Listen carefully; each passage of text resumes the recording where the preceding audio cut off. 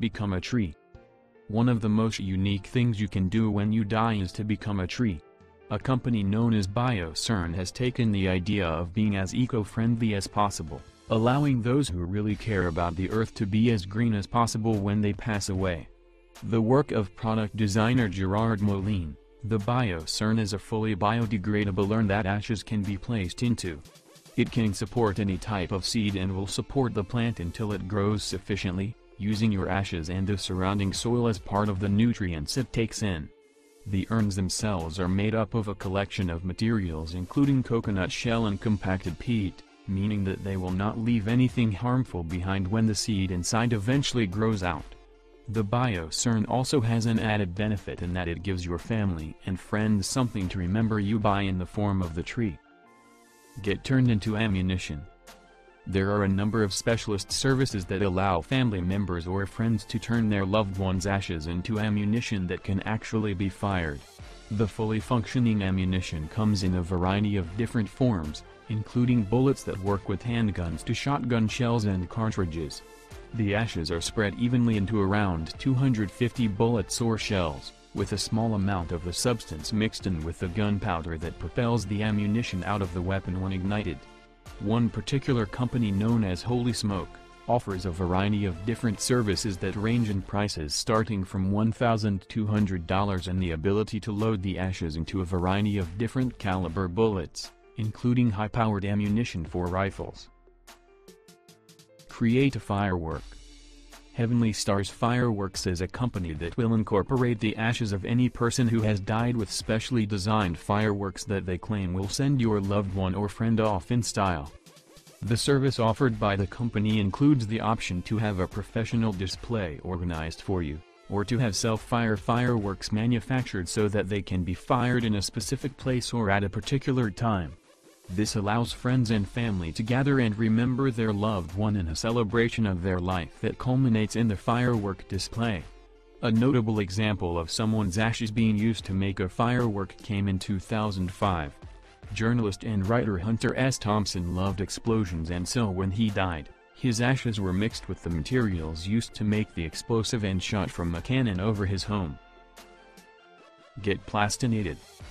First developed in 1977 by anatomist Professor Gunther von Hagens, plastination is a technique that allows living tissue, body parts and even entire bodies to be completely preserved in their original form. The professor accepts bodies from those who consent before they die, meaning anyone can sign up to have their body preserved and put on display in the Body Worlds exhibition. Plastination is a complicated process that involves several main steps. Firstly, preservatives are injected into the body to stop soft tissues from decomposing. Then the specimen is placed in acetone to draw out water. The body must then be put into a bath containing liquid polymer, such as silicone rubber or polyester, and boiled so that the plastic replaces the vaporized acetone in every cell before it is finally hardened using one of a number of methods. This process usually takes around 3 months for humans, but bigger samples can take longer. Provide electricity for fellow citizens. Some crematoriums now make use of the intense heat used to cremate dead bodies by using the energy to produce electricity that is fed back into the national grid. Local officials in the small town of Halmstad first proposed the idea in Sweden, in 2008. The plans have since spread to other parts of the country and to Denmark, with several crematoriums now recycling the heat to help power homes and reduce their own costs. Not only does the scheme help the environment by not wasting energy, but the fact that the crematoriums no longer have to buy excess water and other materials to cool the toxic smoke, means there is less trash too. Sweden has previous experience in this sort of area.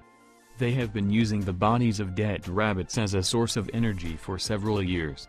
The animals are a huge pest in the country, and rather than simply burn the dead carcasses, the government chose not to waste them and instead sends them to a special company that specializes in creating oils to power machines from dead animals. Save the coral reef. Another way that you can give back to the environment after you have died is to have your ashes incorporated into special made underwater structures that are made to help coral reefs to grow. The company had already been using the so-called reef balls since 1992. They are specially designed structures that are made out of natural materials that artificially recreate elements of a reef to help rehabilitate dying reefs and to provide a suitable habitat for the fish and other marine life that live in the area. They can withstand huge forces from storms and the tides, and have become a vital way to help stop the death of coral reefs around the world. The idea for using the reef balls as a unique way to memorialize a loved one came when one of the founder's relatives mentioned that he would like to have his final resting place in the sea, as he would be constantly surrounded by life. After carrying out that final wish by mixing his ashes in with the other materials used to make the reef balls, the company saw the potential to offer this service to others, and it grew from there. Become a keepsake. For some, the idea of simply having their ashes scattered when they die is too impersonal. It doesn't give them a chance to be memorialized effectively or be useful. Scattering Ashes, a site that deals most with advice for those who have had their loved ones cremated, also offers several services to customers so that the ashes of a relative or friend can be incorporated into the design of a keepsake. This includes jewelry, where ashes can be placed in a hollow piece as a resting place or mixed in with the materials used to make the piece. Other items include bird baths, sundials and other outdoor monuments. They are not the only company to offer such services, though. A variety of different websites and businesses have been set up in recent times that allow for human ashes to be used in the creation of keepsakes and mementos. Get cryogenically frozen.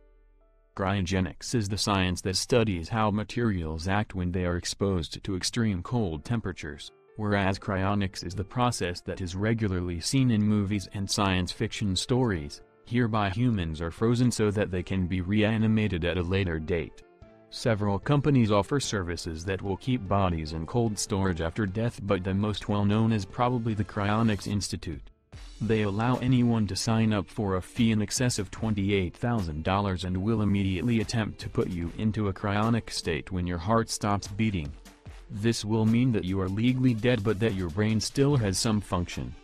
The body is then vitrified rather than frozen, with the water being removed from cells and replaced with chemicals that help to slow molecules down, so that people are put into a state of suspended animation, with the hope being that they can be resuscitated when medical advances have been made. Be eaten by mushrooms. Many of the most common processes used to deal with the bodies of dead humans can be very harmful to the environment. Burying the dead in coffins can poison soil and damage life in the area, as they can be built with hazardous materials, while cremation releases pollutants and uses a large deal of energy. To combat this, an MIT research fellow known as Jay Rimley set about creating a way to deal with corpses without raising any environmental concerns.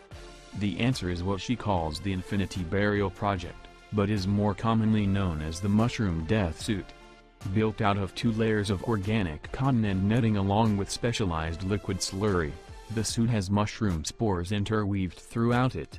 The suit makes the perfect habitat to grow the fungi, which then go on to not only decompose the body quickly and efficiently, but also remove pollutants and toxins. Help solve crimes. Crime scene forensics isn't as glamorous as it is sometimes portrayed on television and in movies.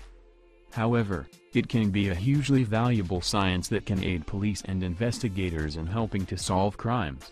One of the main areas of research in forensics deals with the decomposition of bodies, with researchers examining its effects. This allows them to tell how long a body has been dead, where it has been and what types of injuries the person sustained before death. The primary way that this type of research is carried out through forensic anthropology centers, otherwise known as body farms, such as the one at the University of Tennessee. At such places, researchers use bodies that have mainly been donated by normal people and work to look at how quickly they decompose in different conditions, passing that information on in order to directly help put together criminal cases.